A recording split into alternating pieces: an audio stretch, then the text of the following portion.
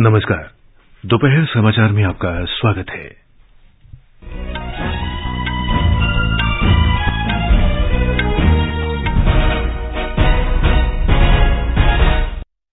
प्रधानमंत्री नरेंद्र मोदी ने one nation one grid one tariff के मॉडल के लिए एकीकृत शुल्क प्रणाली लागू करने की सराहना की।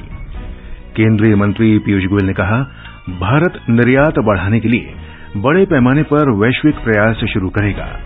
उन्होंने नई दिल्ली में विदेश व्यापार नीति वर्ष 2023 से 2028 की घोषणा की। सेना के तीनों अंगों के बीच समन्वय बढ़ाने के लिए मध्य प्रदेश की राजधानी भोपाल में संयुक्त कमांडर सम्मेलन आयोजित किया जा रहा है।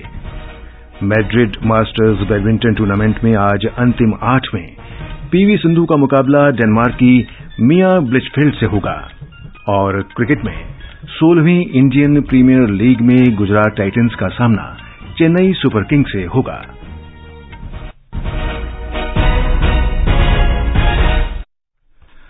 दोपहर समाचार के साथ मैं रवि कपूर। प्रधानमंत्री नरेंद्र मोदी ने एकीकृत शुल्क लागू करने के लिए पेट्रोलियम और प्राकृतिक गैस नियामक बोर्ड की सराहना की है। पेट्रोलियम और प्राकृतिक गैस मंत्री हरदीप सिंह पुरी के ट्वीट का उल्लेख करते हुए प्रधानमंत्री ने इसे ऊर्जा और प्राकृतिक गैस क्षेत्र में उल्लेखनीय सुधार बताया है। श्री पुरी ने अपने ट्वीट संदेशों में बताया था कि शुल्क की इस प्रणाली से one nation one grid one tariff के मॉडल को लागू करने में मदद मिलेगी और दूर दराज के इलाकों में भी गैस के बाजार को बढ़ावा मिलेगा। श्री पुरी ने कहा कि एकीकृत शुल्क प्रणाली देश भर में आर्थिक विकास के उद्देश्य से लागू की गई है। वाणिज्य एवं उद्योग मंत्री पीयूष गोयल ने कहा है कि भारत निर्यात बढ़ाने के लिए अगले 4 महीने में बड़े पैमाने पर वैश्विक प्रयास शुरू करेगा। आज नई दिल्ली में विदेश व्यापार नीति 2023 से 2028 की घोषणा करते हुए श्री गोयल ने विश्वास व्यक्त किया कि 2030 तक देश का निर्यात $2 ट्रिलियन हो जाएगा। उन्होंने कहा कि विदेश व्यापार नीति 2023 से ई कॉमर्स निर्यात को प्रोत्साहन मिलेगा और 2030 तक ये $200 से $300 बिलियन का हो जाएगा। ये वर्ष फिर एक बार अंतर्राष्ट्रीय पटल पर इतनी सारी समस्याओं के बावजूद एक अच्छा वर्ष रहा है। मुश्किलों से गुजरते गुजरते भी हमने कल्पना की थी $750 बिलियन इस वर्ष करते हैं, तो एक अच्छा जुड़ाव हो जाता है 75वें वर्ष के साथ, आजादी के अमृत महोत्सव के साथ। फिर देखते देखते जब फरवरी आया तो लगा 750 के बदले 760 तक हम पहुंच पाएंगे। प्रधानमंत्री नरेंद्र मोदी ने सेना के लिए आकाश हथियार प्रणाली और 12 वेपन लॉकेटिंग रडार तथा WLR स्वाति की खरीद के समझौते पर हस्ताक्षर होने को स्वागत योग्य कदम बताया है। एक ट्वीट में श्री मोदी ने कहा कि इस कदम से आत्मनिर्भरता को बढ़ावा मिलेगा तथा सूक्ष्म, लघु तथा मध्यम उद्यम क्षेत्रों को विशेष तौर पर मदद मिलेगी। रक्षा मंत्रालय ने भारतीय सेना के लिए उन्नत आकाश हथियार प्रणाली और 12 WLR स्वाति की खरीद के लिए भारत डायनामिक्स लिमिटेड के साथ 9,160 करोड़ रुपए से ज्यादा के सौदे पर हस्ताक्षर किए हैं। आकाश हथियार प्रणाली में उन्नत मिसाइल और लॉन्चर तथा सहायक उपकरण और वाहन शामिल हैं। आकाश आयुध हवाई रक्षा मिसाइल प्रणाली है। इसे रक्षा अनुसंधान और विकास संगठन ने विकसित किया है।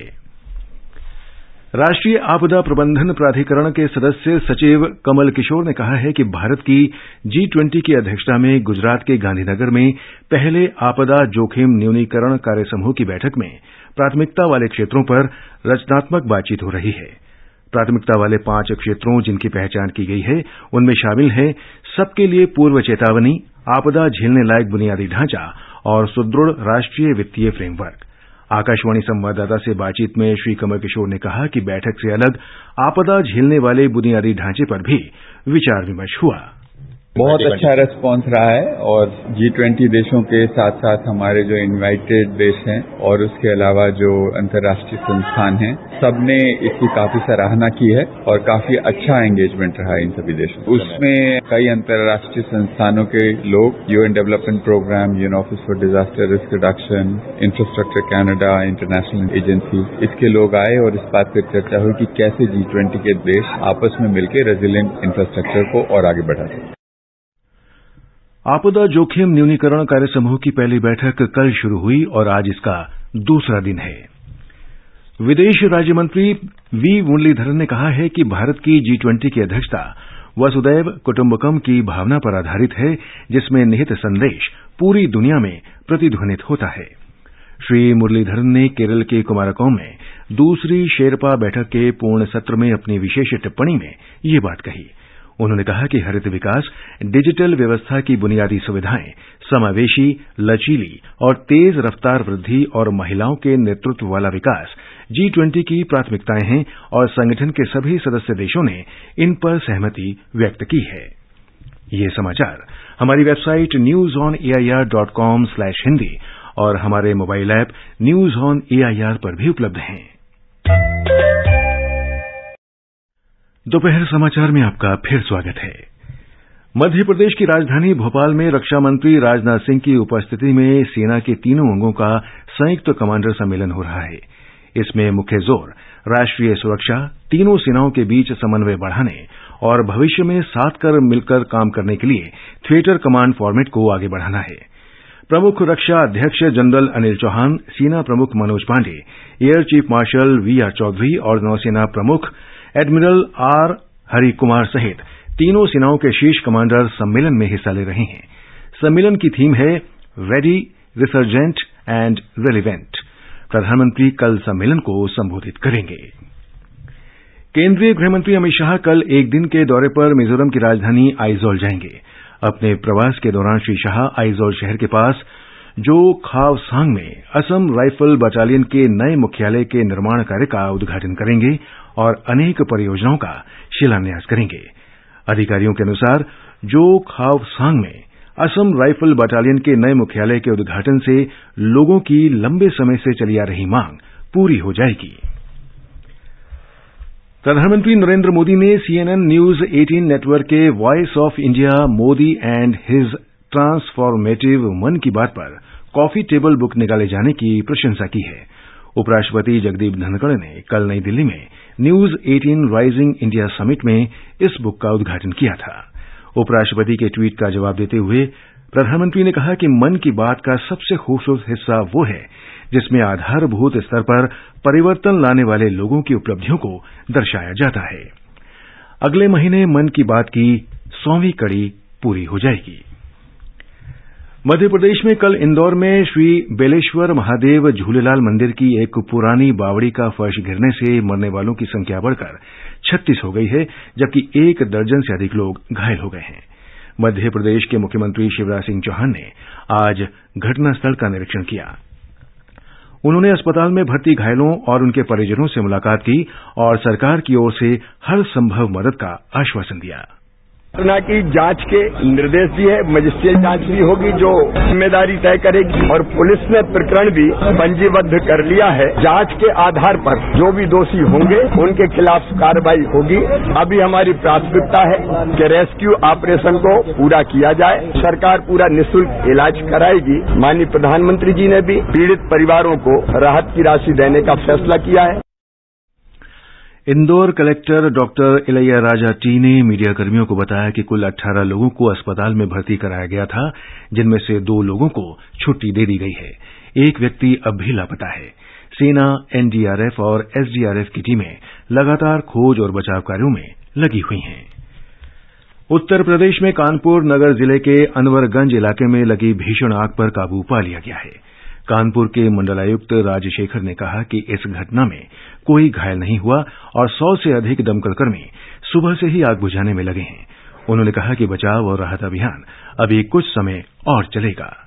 ये है कि आग को नियंत्रण कर लिया गया है और लगभग जो है रात 2:30 बजे से लेकर जो है सुबह तक ये अभियान चल रही है लगातार और 15 से 16 जो है दमकल की मशीनें यहाँ पे लगाई गई है और 100 से ज्यादा यहाँ पे मैन पावर लगी गई है। पुलिस फोर्स भी है और पूरे अधिकारी भी है। फिलहाल तो किसी का जो है इंजूर होने का या आघात होने का कोई सूचना ऐसा नहीं है। फिर भी हम लोग जो है लगातार यहाँ पे डटे हुए हैं और उम्मीद है कि ये शीघ्र ही पूर्ण तरीके से धुआं भी जो है शांत कर ली जाएगी और उसके बाद जो है इसमें डिटेल इंक्वायरी किया जाएगा।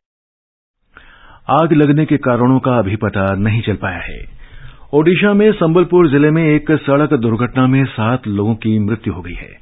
घटना में घायल 3 लोगों को स्थानीय अस्पताल में भर्ती कराया गया है। सभी मृतक झारसुगुडा जिले के एक गांव के थे। बिहार विधान परिषद की 4 सीटों के लिए द्विवार्षिक चुनाव और इसकी 5वीं सीट के उपचुनाव के लिए मतदान हो रहा है। शाम 4 बजे तक मतदान चलेगा। स्वतंत्र और निष्पक्ष मतदान सुनिश्चित करने के लिए व्यापक इंतजाम किए गए हैं। देश में पिछले 24 घंटों में कोविड-19 के 3,000 से अधिक नए मामलों की पुष्टि हुई। स्वास्थ्य मंत्रालय ने बताया कि इसी अवधि के दौरान 1,300 से अधिक लोग संक्रमण से स्वस्थ हुए हैं। स्वस्थ होने की दर 98.78% है। ये समाचार आकाशवाणी से प्रसारित किए जा रहे हैं। ताजा समाचार जानने के लिए आप हमारे Twitter handle @AIR News Hindi को फॉलो कर सकते हैं। ये आकाशवाणी है। मैड्रिड मास्टर्स बैडमिंटन 2023 टूर्नामेंट में टोक्यो ओलंपिक राउंड ऑफ 16 में डेनमार्क की मिया ब्लिचफेल्ड को मात देने वाली दुनिया की 11वें नंबर की खिलाड़ी भारत की पीवी सिंधु का आज दोपहर बाद 3:30 बजे क्वार्टर फाइनल में ब्लिचफेल्ड के साथ मैच होगा।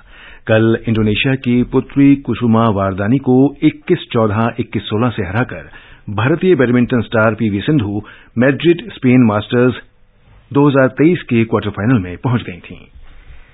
16वीं इंडियन प्रीमियर लीग आईपीएल का पहला मैच आज शाम 7:30 बजे गुजरात टाइटंस और चेन्नई सुपर किंग्स के बीच गुजरात के अहमदाबाद के नरेंद्र मोदी स्टेडियम में खेला जाएगा। इंडियन प्रीमियर लीग में कुल 10 टीमें भाग ले रही हैं, जिसमें प्ले ऑफ और फाइनल मैच को छोड़कर कुल 70 लीग मैच होते हैं। अमेरिका में प्रौद्योगिकी क्षेत्र में विदेशी कर्मचारियों को बड़ी राहत देते हुए एक न्यायाधीश ने फैसला सुनाया है कि H-1B वीजा धारकों के जीवनसाथी अब अमेरिका में काम कर सकते हैं। ये निर्णय अमेरिकी जिला न्यायाधीश तानिया चुटकन ने सेव जॉब्स यूएसए संगठन की एक याचिका को खारिज करते हुए दिया। याचिका में ओबामा कार्यकाल के उस नियम को रद्द करने का आग्रह किया गया था, जिसमें H-1B वीजा धारकों की कुछ श्रेणियों के कर्मचारियों के जीवनसाथी को रोजगार प्राधिकरण कार्ड दिया गया था। दुबई में भारत के महावाणिज्य दूतावास ने कल शाम शारजा में मजदूरों को इफ्तार किट बांटी।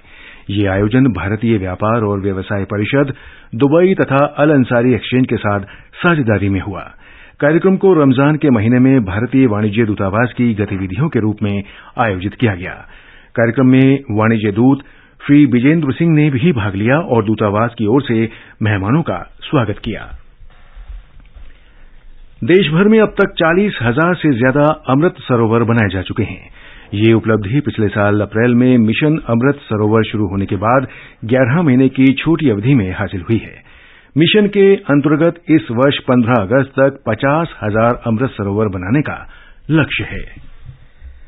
पिछले 24 घंटों में राजस्थान के कुछ हिस्सों में हल्की से मध्यम बारिश और गरज के साथ छींटे पड़े। सबसे अधिक 40 मिलीमीटर बारिश जयपुर जिले के कोटपुतली में 23.3 मिलीमीटर दर्ज की गई। पश्चिमी विक्षोभ के असर से बीकानेर, अजमेर, जयपुर, भरतपुर और कोटा संभाग के जिलों में आंधी अचानक 30 से 40 किलोमीटर प्रति घंटे की रफ्तार से तेज हवा चलने और कहीं कहीं ओलावृष्टि की प्रबल संभावना है। राजधानी दिल्ली में आज गरज के साथ बारिश हो सकती है। मौसम विभाग ने यथासंभव यात्रा से बचने का भी सुझाव दिया है। दिल्ली में न्यूनतम तापमान 15 डिग्री और अधिकतम 27 डिग्री सेल्सियस के बीच रहेगा। अंत में मुख्य समाचार एक बार फिर। प्रधानमंत्री नरेंद्र मोदी ने one nation one grid one tariff के मॉडल के लिए एकीकृत शुल्क प्रणाली लागू करने की सराहना की।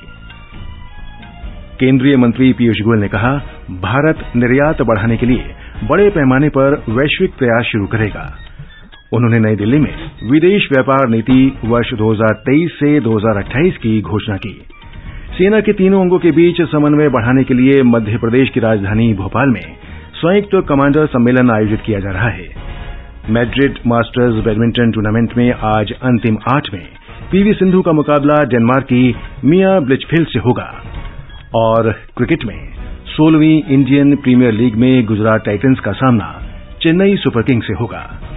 इसके साथ ही दोपहर समाचार का ये अंक समाप्त हुआ। नमस्कार।